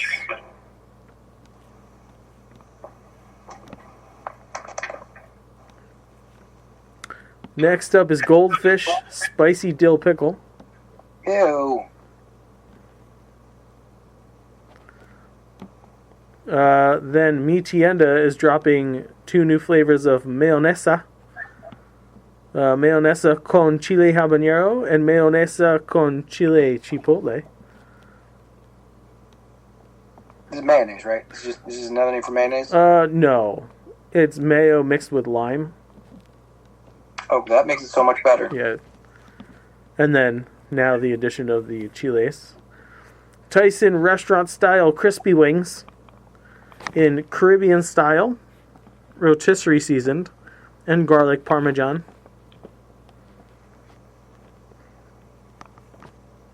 Fruity Pebbles waffles cereal. So it's like waffle crisp, but Fruity Pebbles. What the fuck, man?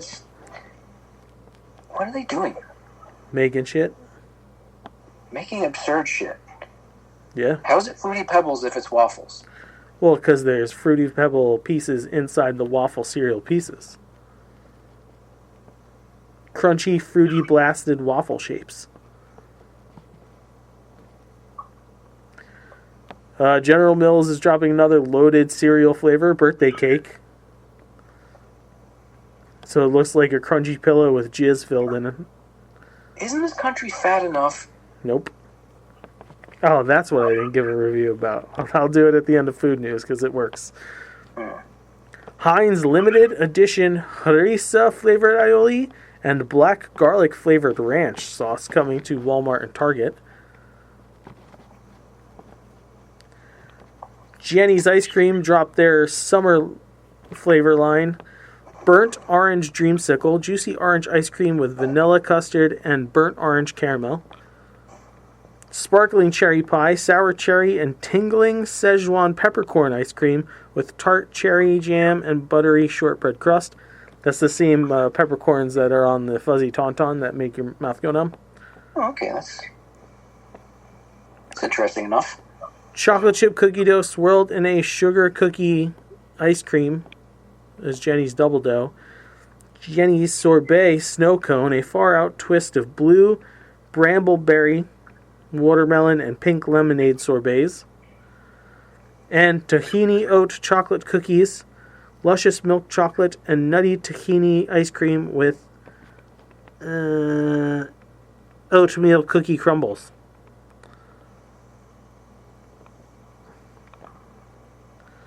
Country Time lemonade now comes in pouches for you and your kids for your picnics and barbecues, and peach lemonade is the newest flavor to join that lineup. Minecraft has fruit snacks coming to coincide with the movie and the whatever the fuck Netflix series I guess is coming. Sunbelt Granola Bars has new Snickerdoodle flavor granola bars.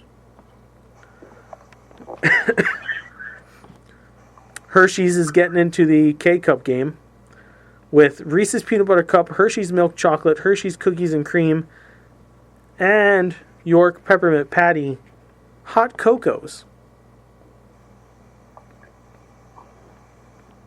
So, like, hot cocoa with peppermint patty flavor in it? Yes. I gotta try that. Hot cocoa with Reese's peanut butter cups, too. Not as interested, even though I'm a peanut butter guy. Don't know if it goes as well with hot chocolate. Heinz and Kit Kat are teasing a ketchup-flavored Kit Kat. Oh, stop. I wish they would. Wendy's is dropping the Triple Berry Frosty starting today. It's a blend of strawberry, blackberry, and raspberry flavors.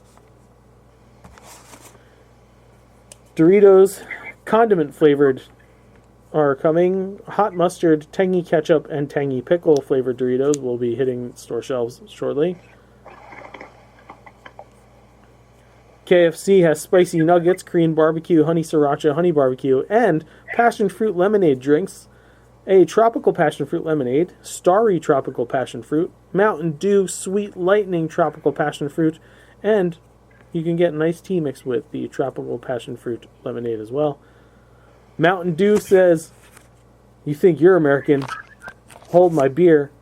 3 new Star Spangled flavors coming in time for the summer. Mountain Dew Star Spangled Splash, which is dew with a blast of red berry flavor, and it happens to be red.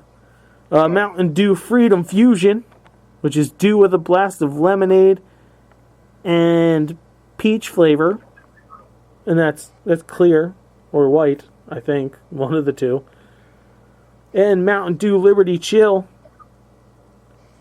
and it says it's 50 flavors in one dew. How can that taste good? I don't know. And the last piece of food is Ruffles Korean-style sweet and spicy chili chips. I'll probably try them, though. They sound pretty good.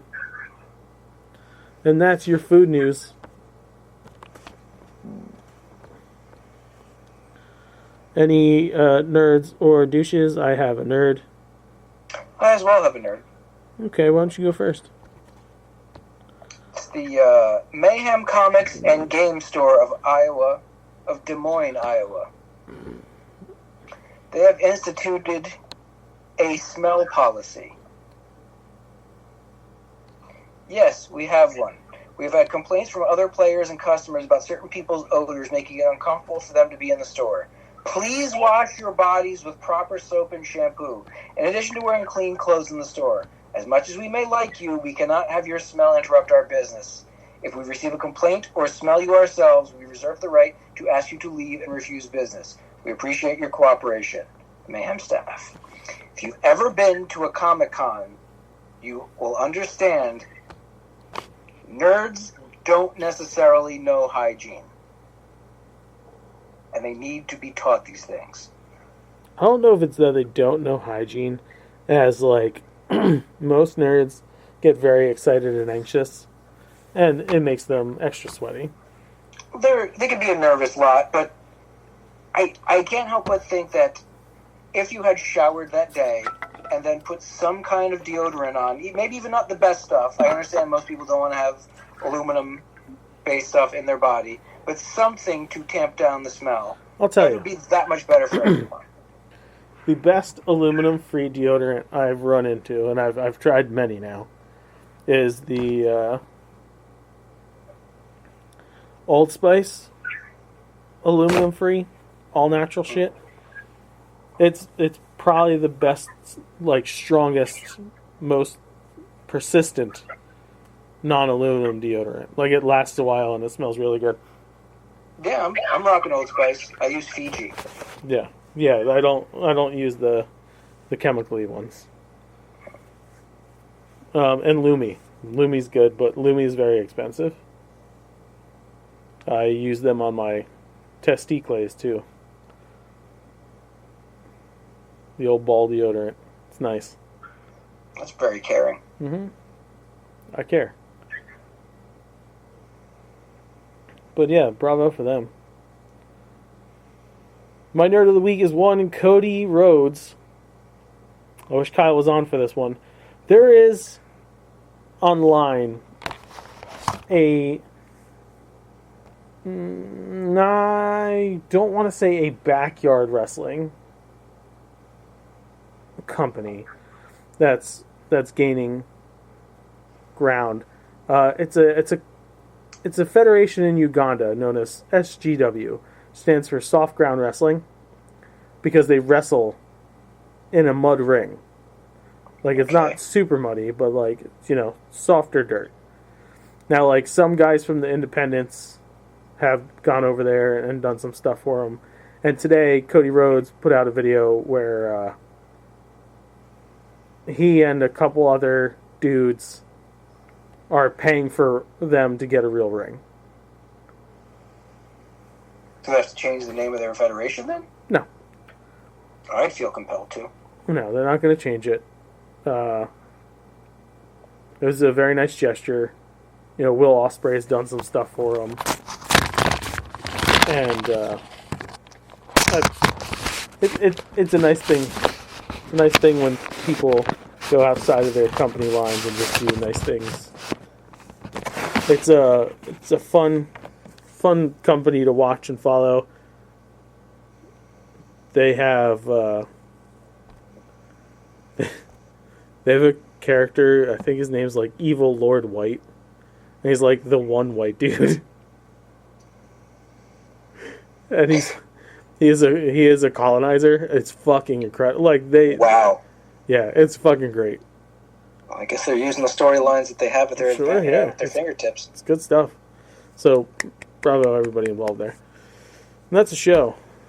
Mm-hmm. Kyle would tell you to like us on all of our social medias and blah, blah, blah, blah, blah, and say, go to nerdities.com. And I'd say, fuck you while you're there. And then go over to tpublic.com, search Nerdities, go to our shop, buy all the things that you asked for that you still haven't bought yet. Then go over to sinfulcreationsbyjustin.com, catch sweet treats. Oh, shit. I'm sure you forgot about your father and Father's Day this weekend, so why not make up for it by getting him something delicious? You should do that. And then Joe would say, I'm supposed to follow that, but I was really tame because Joe wasn't here to make squirm. And then he goes, smash that like button and hit the subscribe button for all of our content coming. And then I'd be like, what content, Joe? And he's like, Nerdy Tease, which we've been teasing forever. Season 1 is in the can. Joe is slowly editing it. But it does exist. And then there's shorts. And then there's new commercials coming for the Halloween special and the Christmas special that we're doing this year. The 100 greatest musical artists of all time, according to Nerdities. That one's going to be a shit show, I'm sure. We have Justice League, the finale of the Joe Pravdo short film trilogy. No pun intended. And many more things coming, including a feature-length film, which we might have actually just worked out the perfect way to do. Good job, Mike.